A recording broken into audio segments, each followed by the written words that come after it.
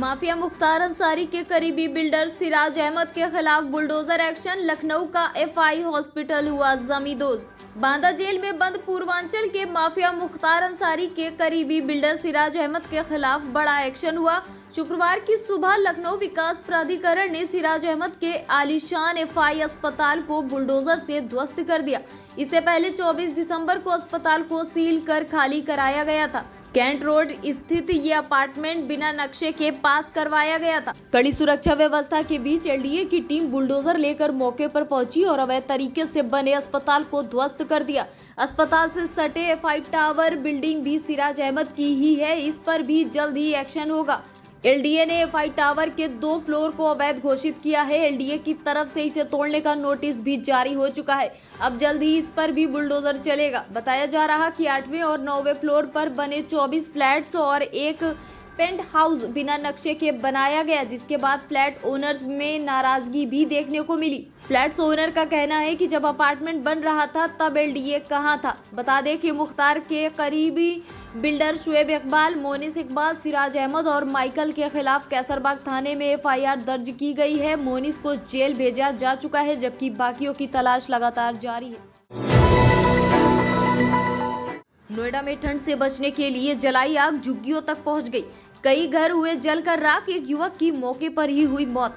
दरअसल ठंड से बचने के लिए जलाई गई आग तेज हवा के कारण झुग्गियों तक पहुंच गई। देखते ही देखते कासना स्थित कई झुग्गियां जलकर खाक हो गई। इसी दौरान आग से झुलसने से एक युवक की मौके पर ही मौत हो गई। बीती रात ठंड से बचने के लिए ग्रेटर नोएडा की कासना स्थित झुग्गी बस्ती में रहने वाले लोगों ने आग का सहारा लिया, लेकिन हवा के कारण आग झुग्गियों तक पहुंच गई और झुग्गियां जलने लगी, जिसमें कई लोग फंस गए। तत्काल घटना की सूचना स्थानीय पुलिस और फायर ब्रिगेड की टीम को दी गई। सूचना मिलने के बाद स्थानीय पुलिस के साथ फायर ब्रिगेड की टीम आनन फानन में मौके पर पहुंची और आग बुझाने में जुट गई। आधे घंटे की मशक्कत के बाद आग पर काबू पा लिया गया, लेकिन तब तक 3 झुग्गियां पूरी तरह जलकर खाक हो गई थी। इन्हीं झुग्गियों में फंसा युवक आग की चपेट में आने से बुरी तरह झुलस गया, जिस वजह से उसकी मौत हो गई। मृतक युवक की पहचान 20 वर्षीय युवक मुंशर अली के रूप में हुई है। फिलहाल पुलिस ने युवक के शव को कब्जे में लेकर पोस्टमार्टम के लिए भेज दिया है और आगे की कार्रवाई में जुट गई है। बताया जा रहा है कि झुलसते युवक को रेस्क्यू कर लिया गया था। उसे फौरन अस्पताल भेजा गया, जहाँ डॉक्टरों ने उसे मृत घोषित कर दिया। बाबरी केस के मुख्य पक्षकार इकबाल अंसारी को भी मिला रामलला की प्राण प्रतिष्ठा कार्यक्रम का न्योता। अयोध्या में बन रहे भव्य राम मंदिर का प्रबंधन देखने वाले श्री राम जन्मभूमि तीर्थ क्षेत्र ट्रस्ट ने 22 जनवरी को होने वाले प्राण प्रतिष्ठा समारोह के लिए बाबरी मस्जिद के मुख्य पक्षकार रहे इकबाल अंसारी को निमंत्रण भेजा है। इकबाल अंसारी के पिता हाशिम अंसारी राम जन्मभूमि स्वामित्व विवाद में मुख्य वादी थे। उन्होंने अपने पिता की मृत्यु के बाद सुप्रीम कोर्ट में बाबरी मस्जिद की कानूनी लड़ाई जारी रखी। हालांकि 9 नवंबर 2019 को एक ऐतिहासिक फैसले में शीर्ष अदालत ने राम जन्मभूमि स्थल का स्वामित्व हिंदू पक्ष को सौंपने का फैसला सुनाया। इकबाल अंसारी ने अदालत के फैसले का स्वागत किया और सैकड़ों वर्ष पुराने इस विवाद का पटाक्षेप करने पर बधाई दी थी। उन्होंने कहा था कि अयोध्या में राम मंदिर का निर्माण शहर के विकास में एक नए अध्याय की शुरुआत करेगा। बता दें कि राम मंदिर भूमि पूजन कार्यक्रम की शुरुआती निमंत्रण इकबाल अंसारी को भेजा गया था। तब उन्होंने कहा था कि ये भगवान राम की दिव्य इच्छा हो सकती है कि मुझे पहला निमंत्रण मिला है, मैं इसे स्वीकार करता हूँ। साथ ही इकबाल अंसारी ने ये भी कहा कि अयोध्या आने वाला कोई भी व्यक्ति हमारा मेहमान है, उनका अभिनंदन करना हमारा धर्म है, परंपरा है। हमारे देश के प्रधानमंत्री अयोध्या आए और उनके स्वागत में मैंने फूल भी बरसाए। उन्होंने दावा किया कि पीएम मोदी के स्वागत के लिए हिंदू, मुस्लिम, सिख, ईसाई और अन्य सभी लोग वहां पर मौजूद थे। इकबाल अंसारी ने साथ ही ये भी कहा कि निश्चित रूप से वो 22 जनवरी 2023 को रामलला की प्राण प्रतिष्ठा समारोह का हिस्सा जरूर बनेंगे।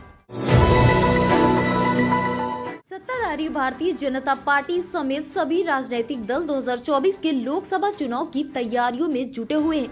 वोटर्स को साधने के लिए एक से बढ़कर एक दांव खेले जा रहे। इसी बीच यूपी की राजनीति से जुड़ी बड़ी खबर सामने आई।